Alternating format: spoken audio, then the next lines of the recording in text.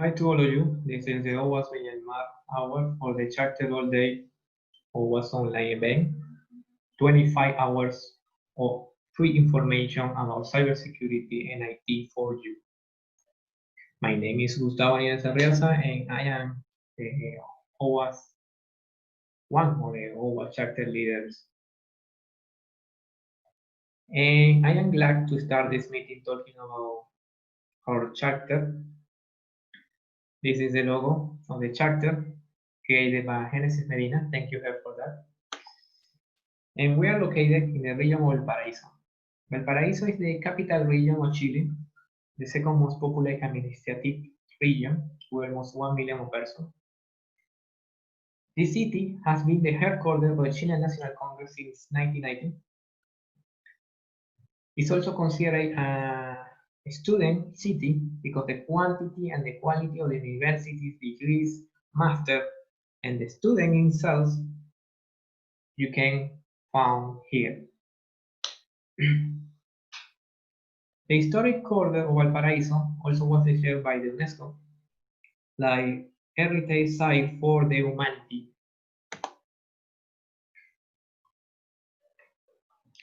This is an image of the city with a flower clock.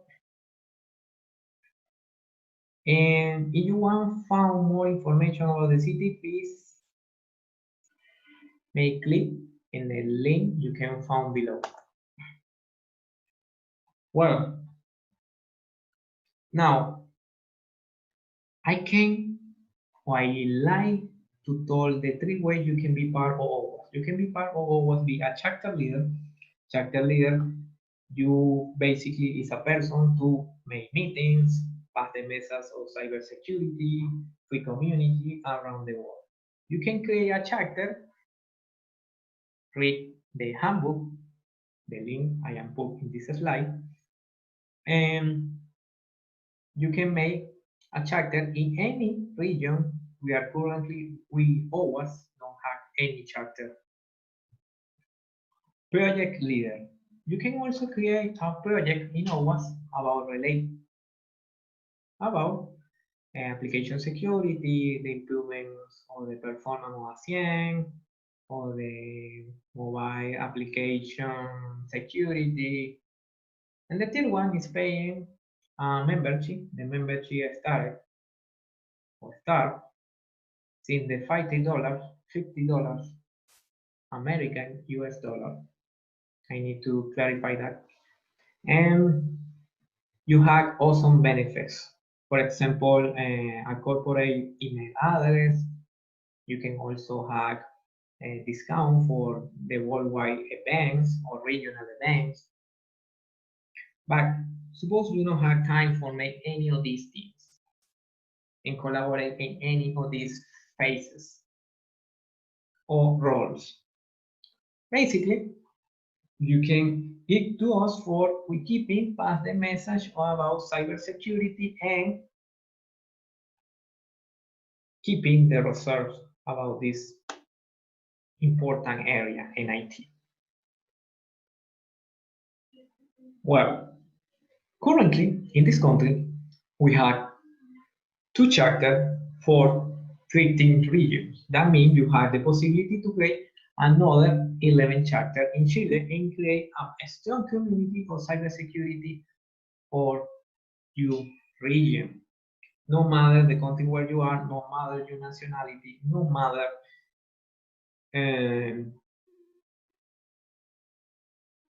the warm or your age, you can please join us. Your warm country and your age. Well, it's time to start the party. And the first talk is why phishing is here to stay. This talk is made for 2 very strong professionals in cybersecurity from Peru. We have Patricia Valdivia, system engineer, and CISO of the Ministry of Culture Government of Peru, lead auditor and lead implementer or standard on compliance. We also have from Venezuela Paola Perez, computer system engineer, with a master's degree, and she are collaborate with international organizations such as Interpol and GSMA for training about. Ladies, please share your presentation with us.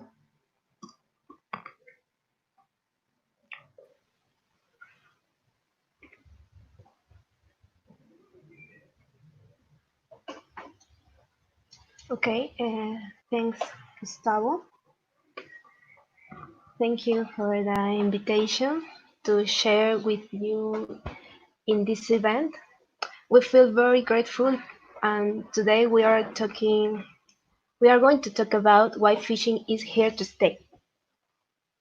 In this presentation, we're gonna review the most prevalent phishing cases today, history, how and why we are deceived, how we must protect ourselves, whether from the most classic to the most advanced phishing, with measure and solution easy to apply by user of any level. As you know, phishing has recently emerged as one of the most commonly used attack vectors by cybercriminals. Uh, it is practice of sending false and unwanted messages or emails that are written to appear have been sent by reputable organizations.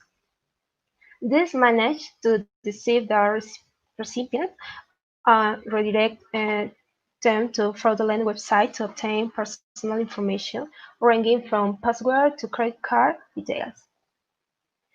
Although social engineering plays a very important role in this. Okay, so let's start with a bit of history. The term phishing comes from the English word phishing. The word is a contraction of password harvesting phishing and describes the acquisition of confidential information through deception. Also, the reason why phishing is spelled with PH and not F is because the first hackers were known as freaks. The term phishing first appeared in January 1996 on the Hacker Quarterly 2600 news group, was adopted by those trying to gain access to the account of Member of America Online, that is an internet service provider company. So, what is phishing? Surely, many are already familiar with this term. Phishing is an art. It's the art of deception, accompanied by social engineering, whereby impersonating identity through an email, WhatsApp, or a fake web, we try to capture data. Uh, how and why is phishing so effective?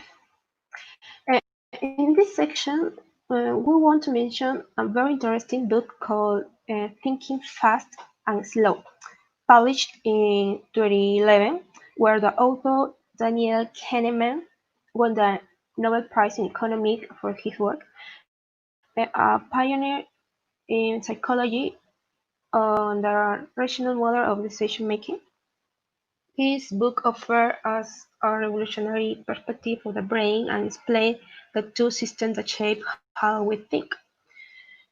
First, the system one is fast, intuitive, and emotional, while system two is slower, deliberative, and logical, which reveals that influence of intuitive impression on our thinking and behavior when formulating our judgment and decision.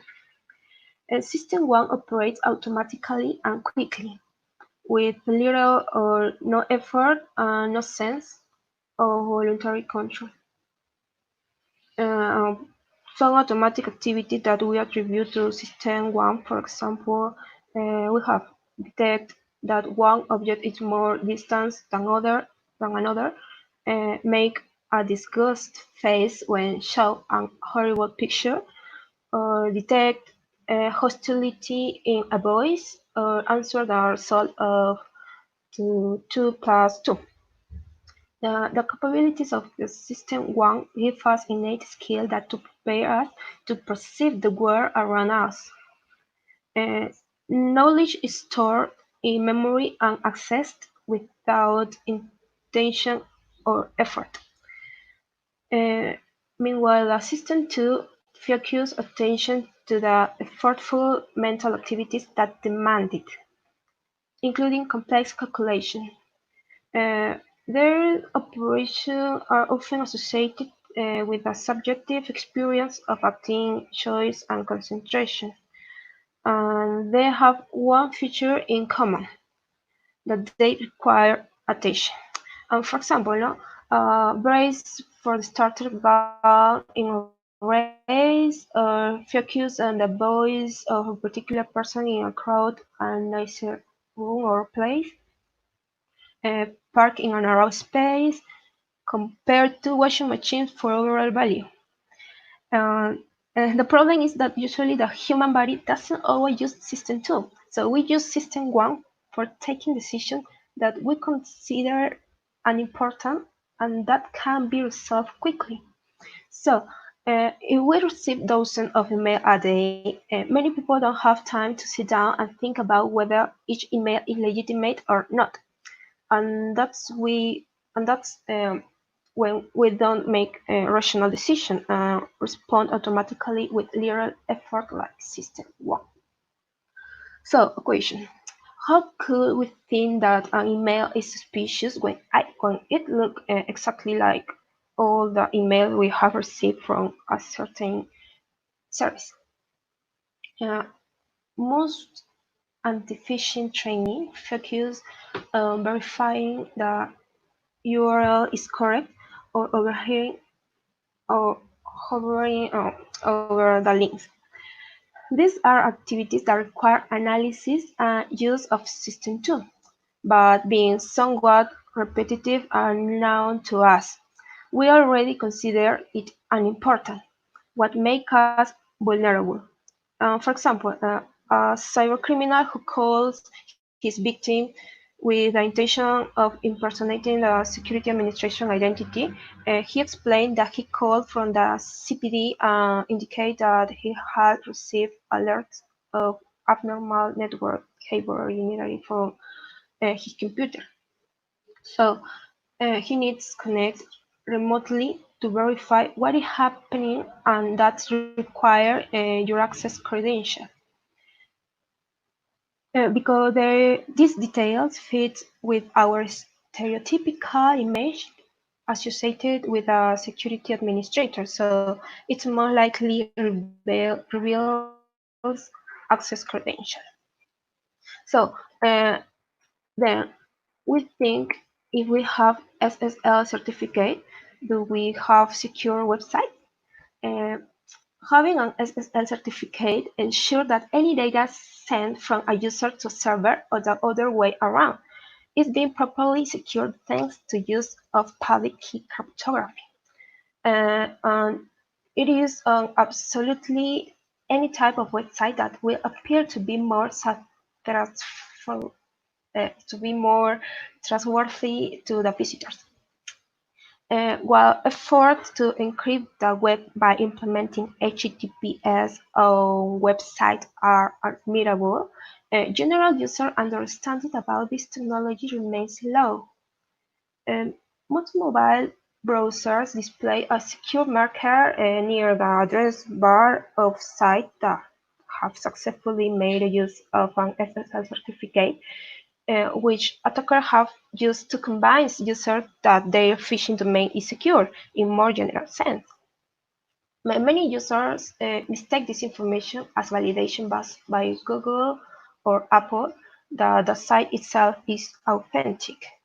However, you should know that having an HTTPS guarantees a secure transmission of data, but does not guarantee that the website is secure. Organizations such Let's Script and SSL for free have been offering this certificate to website owners for free, providing a zero-cost way for attackers to bolster the perceived legitimacy of their phishing page and, secondly, the efficacy of their attacks. Actually, the FBI issued a statement of July 19 in 2019, warning that cyber actors exploit secure websites in phishing campaigns. Well, uh, we're going to show some common type of phishing that usually affect normal internet users. For example, the banking phishing. In this case, we have an email with the supposed identity of Wells Fargo Bank, where we have warned about an unusual activity of our account or an or operation error, and invite us to access by a link. But if we notice, number one, not a Wells Fargo email address. The email address does not include the domain name, wellsfargo.com, and something like comcast.net appears instead. Number two, they are asking to take some action urgently. The email includes an urgent request in the subject section, and the message says something like for your protection and for your reason, for your security reason. They may also contain extra spacing or unusual punctuation, in addition to another red flags. Number three, suspicious URL. The email contains a link to a known Wells Fargo URL, which could be a fraudulent website. So, if you if you are using a laptop or desktop computer, you can check the link URL by hovering over the link, and the URL will appear in your browser window. Uh, Another technique, like email, is the SMS phishing or smishing. In this case, we have number one number. Uh, It's a suspicious sender. The text message was sent from an unknown phone number instead of one of Wells Fargo official short code, like 93557, 93733, or another one. Number two, unusual text types. The text message contains a number of unusual text types, such as fully capitalized words, arrows, identification numbers, and exclamation marks. Number three, non-induced identity request. The request to verify the identity of the recipient was not induced. Wells Fargo will only ask you to verify your identity using an access code after an action you have initiated, such as after logging into the internet banking or sending money. Okay. Uh, Phishing on instant messaging. Leaving aside web attacks via email, which are mostly more corporate attacks, we can talk about instant messaging phishing. For example, the WhatsApp campaign may frequently use the secure SSL certificate technique. When the user clicks on one of these links within WhatsApp, he or she is taken to a page that appears to be limited time offer for a particular brand. These pages hosts contain offering some kind of incentive for the user to complete a short questionnaire, typically employing a fake timer or countdown to instill a sense of urgency in the target. These pages often also make use of mock Facebook comments, creating a false sense of social proof that these promotions are legitimate. Many of these fake commenters even express apprehension about the legitimacy of the page, only to later post that they have successfully completed the offer and have now received their reward. Some even include pictures of the gift as further evidence. Most of these campaigns will aim to extract sensitive information from the target, from personal data such as name, address, and phone number to even more dangerous forms of personally identifiable information, such as credit card information. Oh, cybercriminals use cloud service to send phishing attacks. Drawback. In this case, it is shown that we have received three important documents. Normally, this type of emails are sent in bulk and expect to obtain a large number of victims. Or OneDrive, no? That also it is a storage like Dropbox, but it's from Microsoft. Um, eh, with this access key, the password, a cybercriminal could access other services such as Office 365, uh, Skype, or Outlook. So, then my colleague Paola gonna be with you.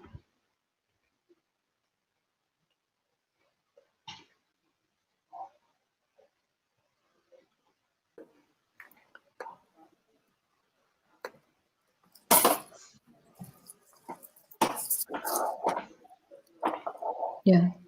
Can you see my presentation?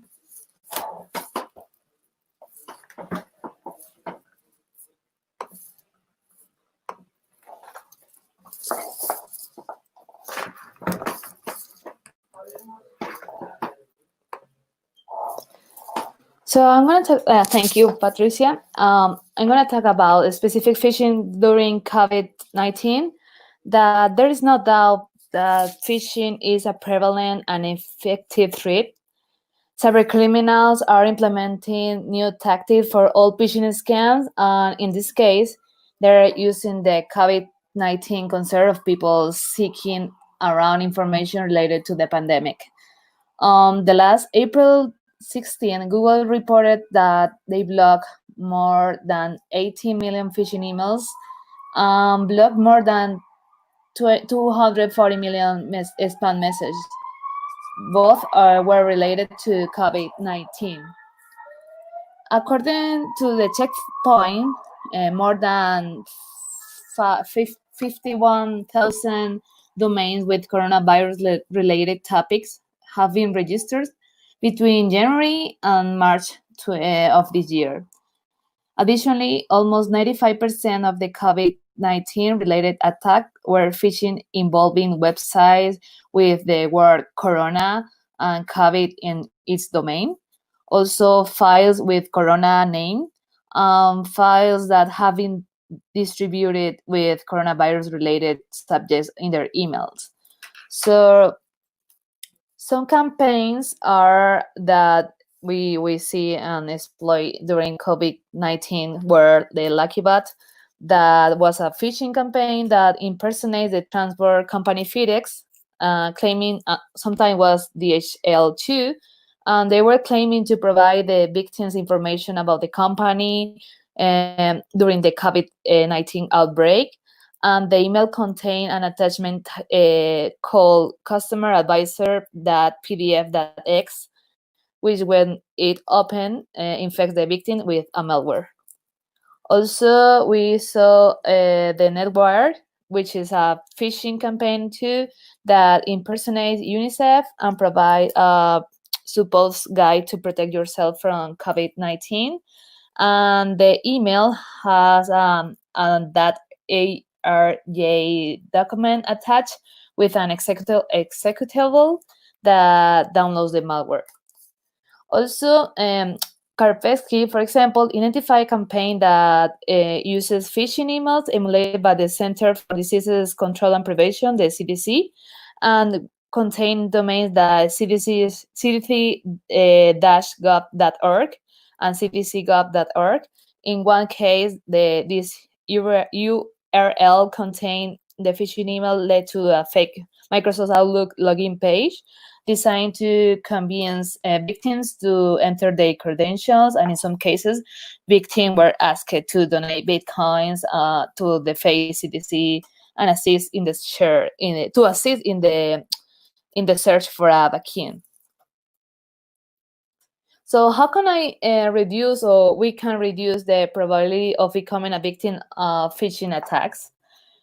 For example, we shouldn't complete trust on email addresses. Like, we always have to question the intention of the email content too. If you receive an email that looks suspicious with a link from a no contact, we must confirm that the email is legitimate. We can call or send an email to the contact. Also, it's important to check the misspellings, because all the type of emails often have a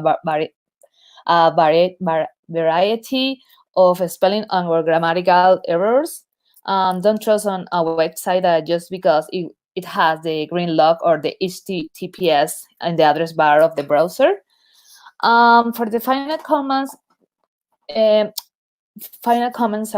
phishing is constantly evolving and is the most detected and most dangerous threat. It has a greater focus on mobile devices for greater use, and we don't pay as much attention to them as we pay attention in our computers. And also, there is a still a lack of there is a still still a lack of awareness.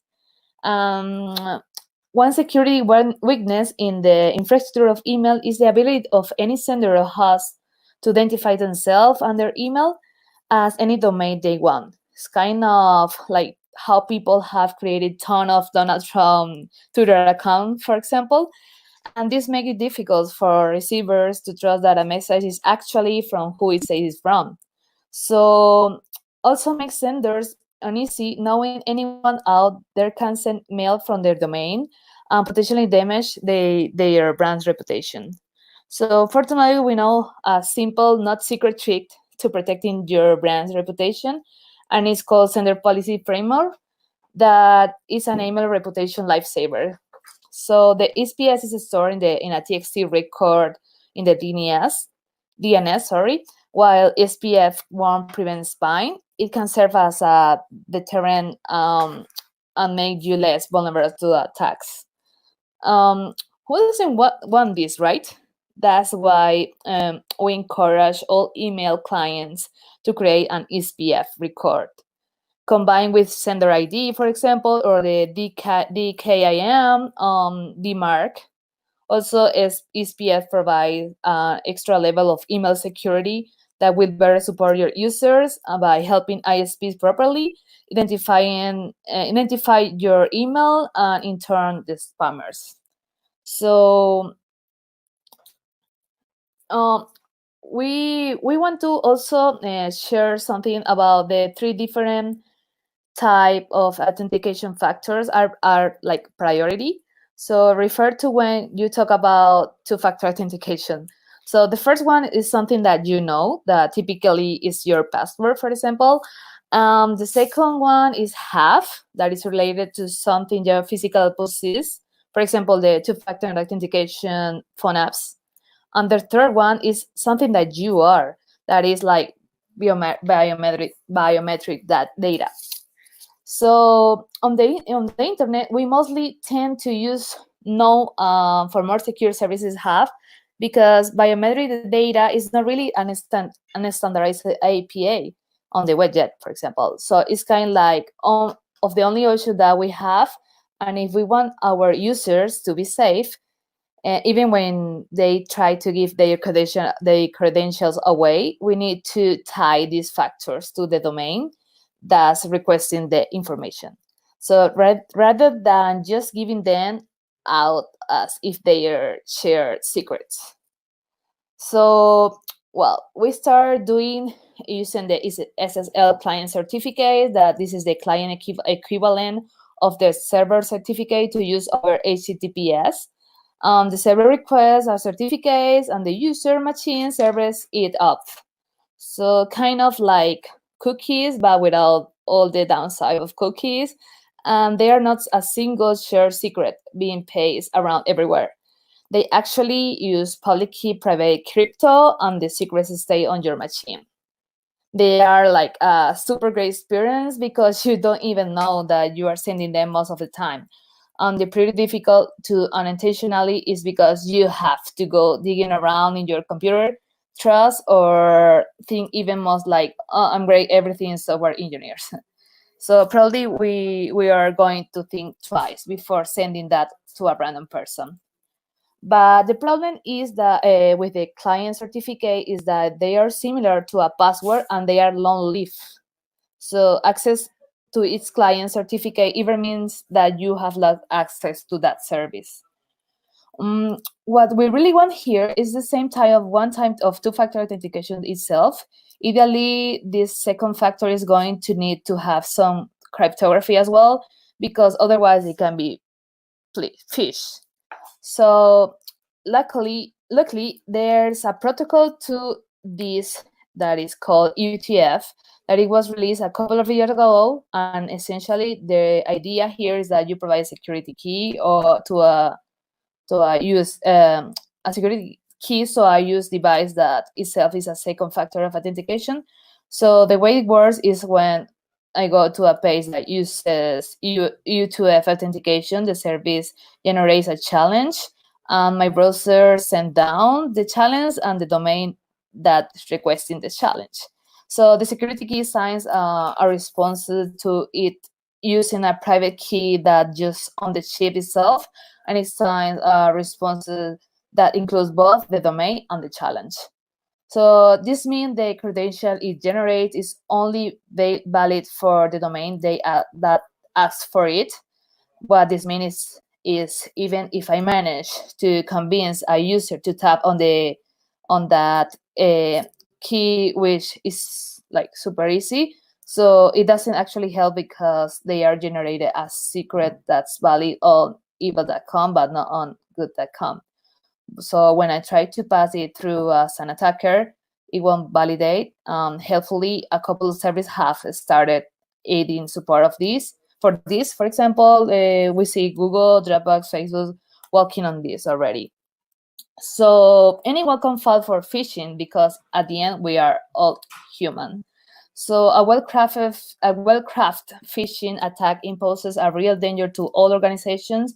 Training, for example, is only going to help user and is in a pretty limited set of scenarios, but luckily is actually possibly to protect your users without them knowing that you are doing it. So there are technical solutions that prevent or mitigate phishing. So basically, let's be a superhero and protect our people. Thank you so much, and thank you for this opportunity today.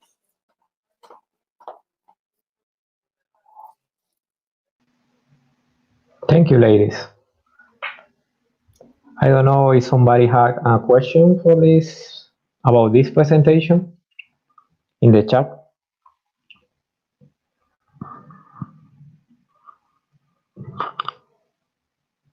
No? Okay, thanks again. Okay, the next talk is going to be automated threat modeling, the difference between these tools and a manual threat modeling, the benefits to use both during the life cycle of development application, thinking like application security consultant. Okay, and this talk is given by me. My name is Gustavo Nieves. I am Engineer of System, OWASP trainer, member for peer review in Cloud Security Alliance, OWASP chapter leader, reserved for the IT Play Cloud Security. And my first paper was how develop secure applications in cloud. Okay, before to start to make one automated threat modeling project, we are going to review some concepts. The first one is CWE. This is the list of the possible vulnerabilities or flaws we are going to hack when we are not developing an application in a secure way. For example, lack of filter to error message when an attacker or a user force the application, and this brings to us in the browser an error message with specific information about the application. What is the best web service technology? What is the language of the application? What is the currently database application use. The other one is caper. Caper is a list of the more common attack pattern, enumeration, and classification. This means you have now a list of possible attackers or things you need to test it using different attackers. For example, brute force, and the negation of services attack. That is a couple of examples about the items you can find in this list. You need to know about these two ones. Now, you are need to act about, or you need to know about contours. The contours is composed about, or is a list composed of the things you need to testing during the development the application, in the design phases or in the testing phases, or even better, in the two phases. Now, OWASP has the bigger and strong control guide for developing application. You can consult about web security application and mobile security application. And these two ones, you can consult may click in the link you see below, in this slide. And before to pass to the next slide, I want to bring one example like to use how you can use this. Imagine you are going to developing a login web page. In the login web page, you need to consider a different checklist or controls for secure the login. The first one is the password need at least 12 characters or length to be a secure password. And this password need to have numbers, alphanumeric characters, and words. This is an example. You can sample this, for example, to filter error message and filter the controls, the data flow, the security of transportation in the data flow between the data using HTTPS, TLS. Okay? Now, UML diagram. UML diagram is Unified Modeling Language. Unified Modeling Language is a technology to build born 10 years ago. And this technology was very, very big and important companies around the world. And they bring to us a list of diagrams we need to use for make abstraction of the application in two ways: the behavior of the application and the structure of the application. The more famous diagram you have is the class diagram in structural UML. The class diagram defines the class, application, the classes, the attributes, and the functions related to the application. The component diagram defines the different components inside of a computer. For example, memory RAM, files, and my computer is the component. About the behavioral UML diagram, you have the more famous is sequence diagram. Sequence diagram define when you make click. Imagine this example. One moment. You are making click in a login page, and the login page is going to consulting to the database. For consulting to the database, first, the click you made in the login is going to go inside a function, and the path from the click to the function and the function to go to the database, this is the sequencing to this diagram or diagram try to represent when we made it. And why is the reason I am talking about that? Because when you are making threat modeling, it's important to using or represent the abstraction of the application for the security, in this case, using a diagram.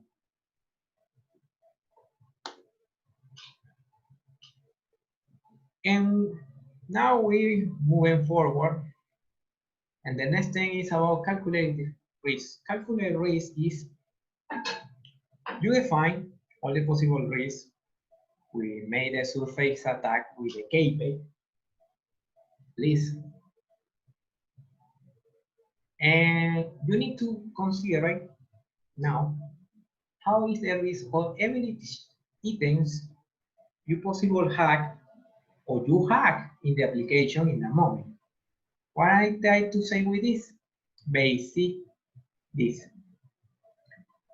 You have an application. An application has problem with the login. Imagine you know may have a catch-up with the login. Yeah? How this problem can or could affect me in the future.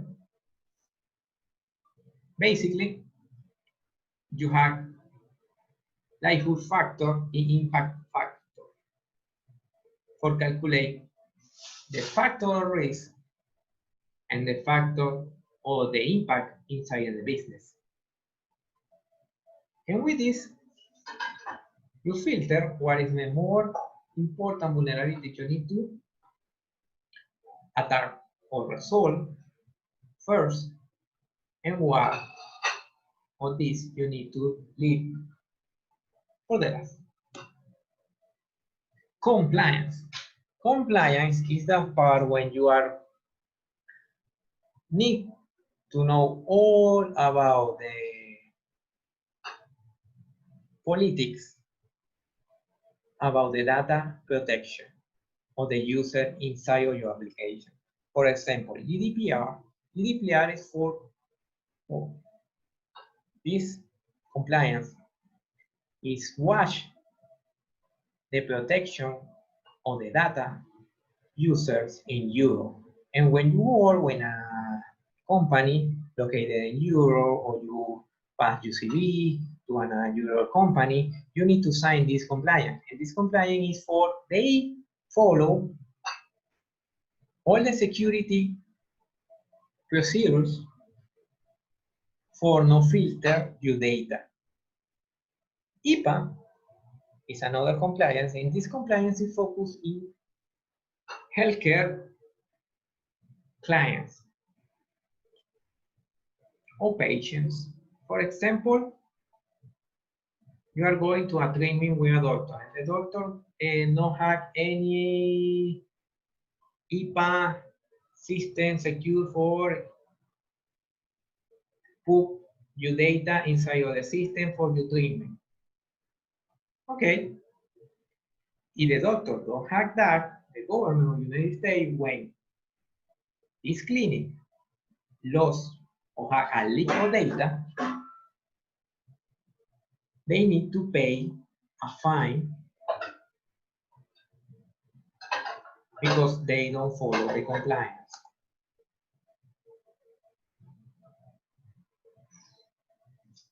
Now, manual threat modeling. Manual threat modeling you can use for make that. The OWASP threat diagram. OWASP threat diagram we have in two flavors. We have in the website, make a website today, or it, and also we can download and using like a desktop application.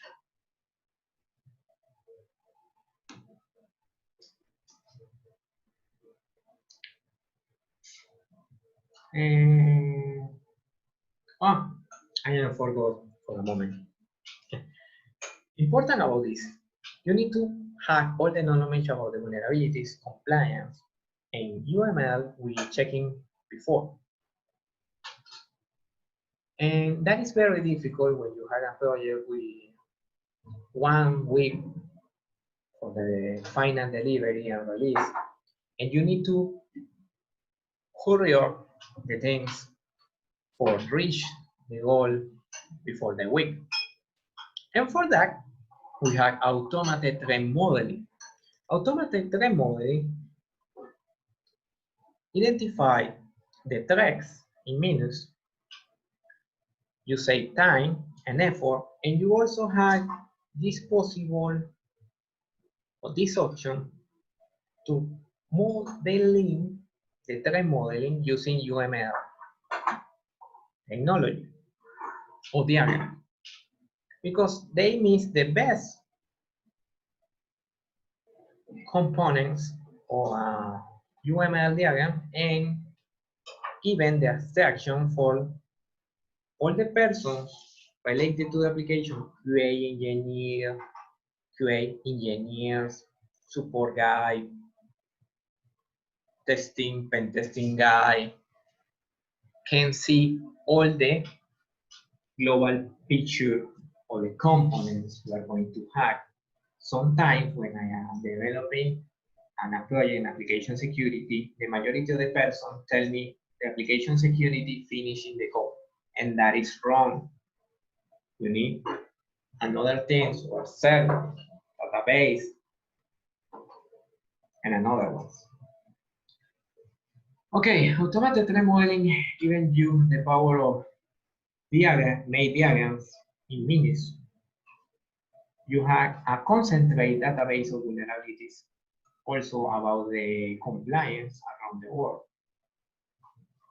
Automatic calculate the risk based in the information you give, using a leader interview before defining the component, and give you advice about the control you need to apply. Well, after the theoretical review, we are ready to jump to the practical test about how make an automated trend modeling project.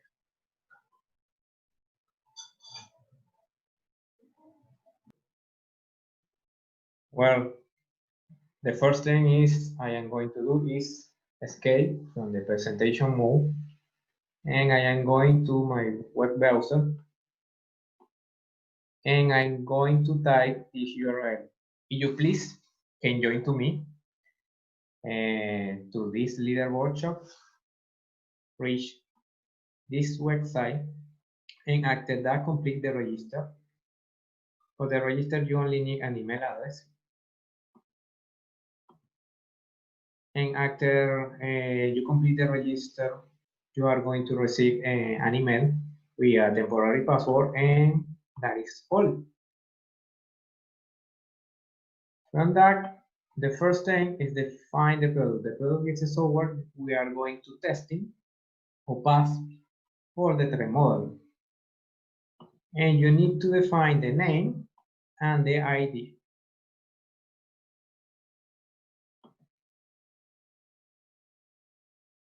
I am going to imagine this is a trend modeling for a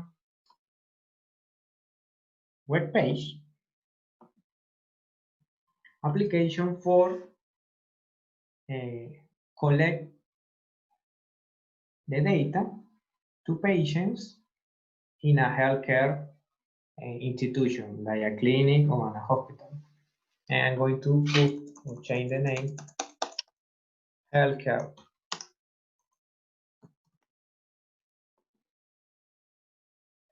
After define the basic characteristics of the component, the name and ID, I am going to define the sum of the odds.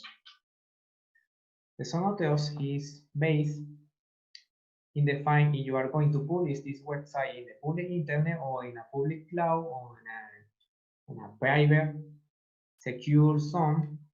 I am going to leave this website public in internet. The actives. The actives, what kind of data is going to handle? They are going to handle healthcare information and customer data only. That means I need to cover this data with the standard IPA. And now I choose the language of the application, the code language, and the way the application is going to authenticate.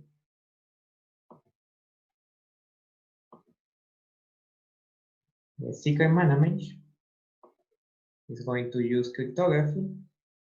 The session is, the handler of the session security is be in charge of us using and the specific ID associated to the user. For the transportation, we are going to encrypt the data and all the levels of the communication, of the connection, and we are implement or complement that using a public cryptography library.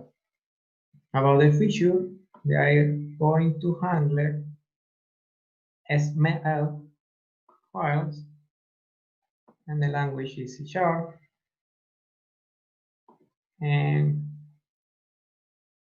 SML.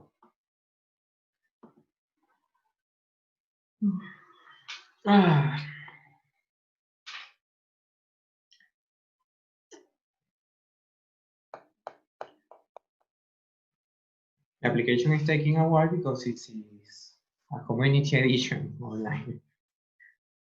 You remember, you need to use automated remodeling for complete your manual remodeling maybe. Or you don't have too many experience in the way to create an remodeling. It's very good for you and your co-worker and your team IT security. Use this kind of tools because they give you the idea or the things you need to consider and the idea also the light or what is the way of the process work.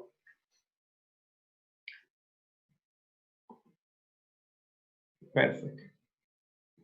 After that, you remember we choose a web application for a healthcare, but the web application no work alone. No. Imagine that. Imagine the web application need a database for processing the register. The processing of register, we can use MongoDB.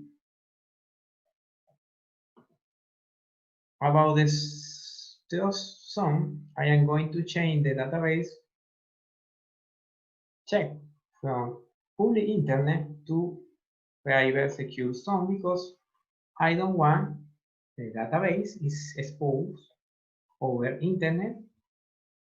Instead, I want to be inside of the intranet of the company. The data we are keeping there is the customer data and the personal health information. Sorry, I don't finish to define the company. I am keeping shows yes, it's right. I am going to handle data for healthcare institution. I need to follow HIPAA. For the security of the database, I am going to implement username and password in the login.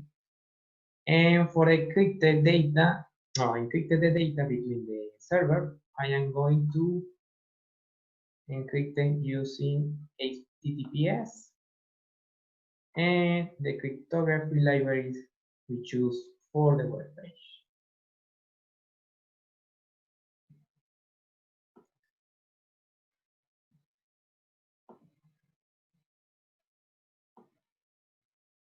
Finish that, we are going to relay or define the data flow from the web page to the database and implement the compliance rules we need to keep in mind for this data transportation or data flow between the web server and the database. The first one is the personal, and the second one is healthcare information standard. Perfect. Now, when I finish to define the characteristic of the components,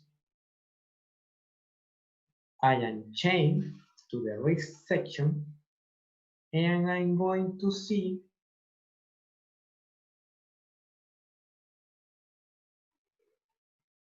things, for example, for risk associated with the database.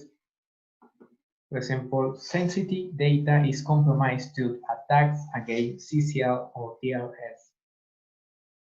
The ID associated with this vulnerability, a list of the vulnerabilities and controls associated to this kind of vulnerability, a little description, and the calculation of the risk.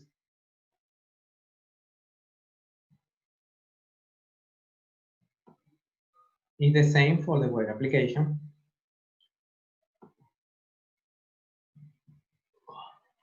Sorry. I was very busy in this last week. And the web application is the same.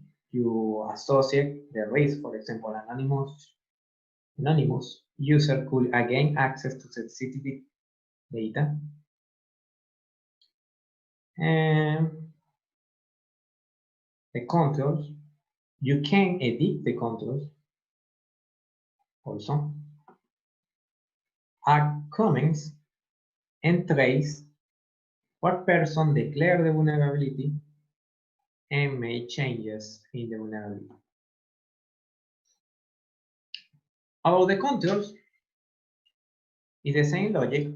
He recommend me for the database. I am take care when the web page go to the database and access the data stored from an insecure, less privileged account. And from that, he tell me what is the reason of that control to be implemented.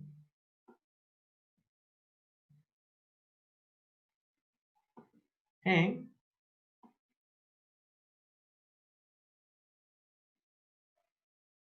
keeping a track about the implementation. You put when you request add this control inside of the process.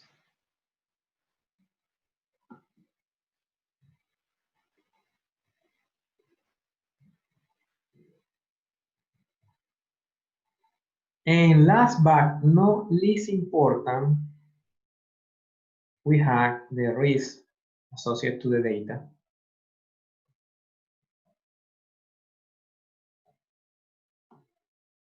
Based in the compliance, the IPA and the personal information or GDPR. But in this case, it's not applied because I am imagining this application for a US American clinical company in the United States.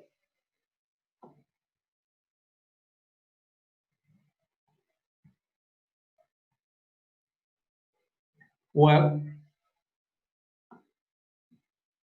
what is the idea of this, or show you this kind of tool?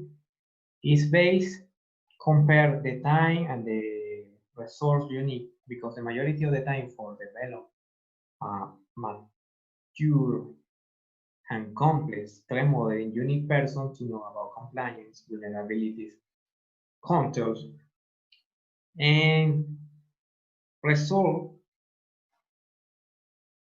in my experience, or based in my experience, it's better to hack or compare your manual threat modeling versus your automated threat modeling and hack a very strong final threat modeling to implement for the security.